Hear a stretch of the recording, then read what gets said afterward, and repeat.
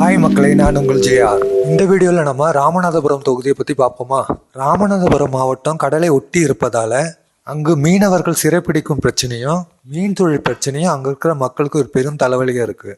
ராமநாதபுரம் மாவட்டம் ஒரு வறண்ட மாவட்டமாக இருப்பதால அன்றாட வேலை வாய்ப்பும் குடிநீர் தட்டுப்பாடும் ஒரு பெரிய பிரச்சனையாக இந்த மக்களுக்கு இருக்குது. இந்த வீடியோவை ஸ்கிப் பண்ணாமல் முழுசாக பாருங்கள். ஆடியன்ஸ் ஆகி உங்ககிட்ட முன் வைக்கிற ஒரு கேள்வி, இந்த தொகுதியை பொறுத்த வரைக்கும் இந்த வேட்பாளர் வெற்றி பெற்றா இந்த தொகுதி மக்களோட பிரச்சனைக்கு ஒரு தீர்வு காணப்படும். இந்த தொகுதியை வளர்ச்சி பாதைக்கு கொண்டு செல்வாங்கன்னு நீங்கள் யாரை நினைக்கிறீங்களோ அவங்க பேரை கமெண்ட் பாக்ஸில் டைப் பண்ணுங்க.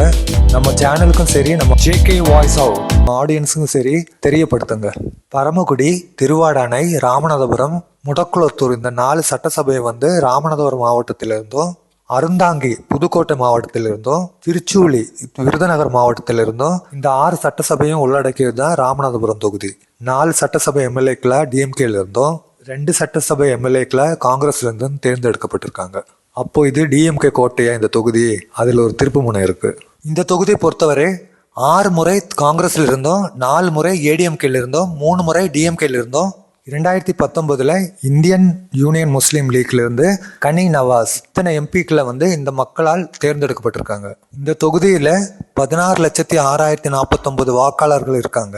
ஆண் வாக்காளர்கள் 8,08,955, பெண் வாக்காளர்கள் 7,97,012 பேரும், 3ஆம் பாலினத்தை சேர்ந்தவங்க 82 பேர் இருக்காங்க. இதெல்லாம் பழைய செய்திப்பா, எங்களுக்கு நல்லா தெரியும். புதிய செய்தி எதனா இருந்தால் சொல்லுப்பான்னு சொல்கிறீங்க.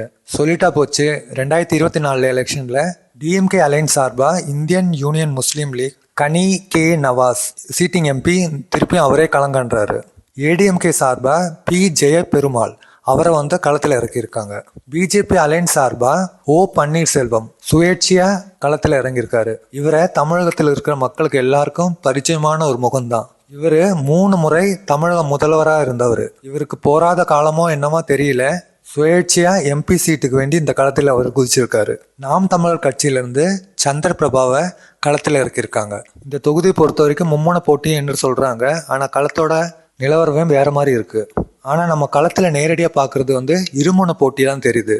நவாஸ் அவர்களுக்கும் ஓபிஎஸ் அவர்களுக்கும் தான் நேரடி போட்டி.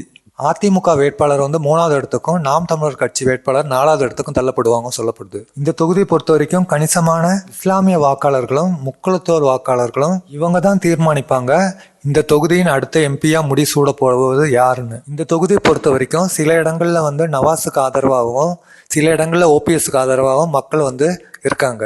இந்த தொகுதியில ஓபிஎஸ் ஐயா ஜெயிக்கக்கூடாதுன்னு அதிமுக நிர்வாகிகளும் தலைவர்களும் மறைமுகமாக காய நவுத்துறாங்கன்னு குற்றம் சாட்டப்படுகிறது.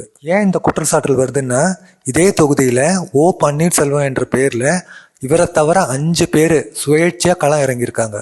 ஓபிஎஸ் ஐயா ஒரு பக்கம் டிஎம்கேட பலத்தையும் சமாளிக்கணும், மறுபுறம் ஏடிஎம்கேட சதியும் முறியடிக்கணும். இதையெல்லாம் சமாளித்து ஜெயிச்சு வர்றது இவருக்கு ஒரு பெரிய தர்ம யுத்தம் தான். இப்பத்தோட கள நிலவரம் பார்த்தா ஓபிஎஸ் ஐயாவுக்கு கொஞ்சம் சாதகமாக தான் தெரியுது. மக்கள் கொஞ்சம் சப்போர்ட் பண்ணுறாங்க.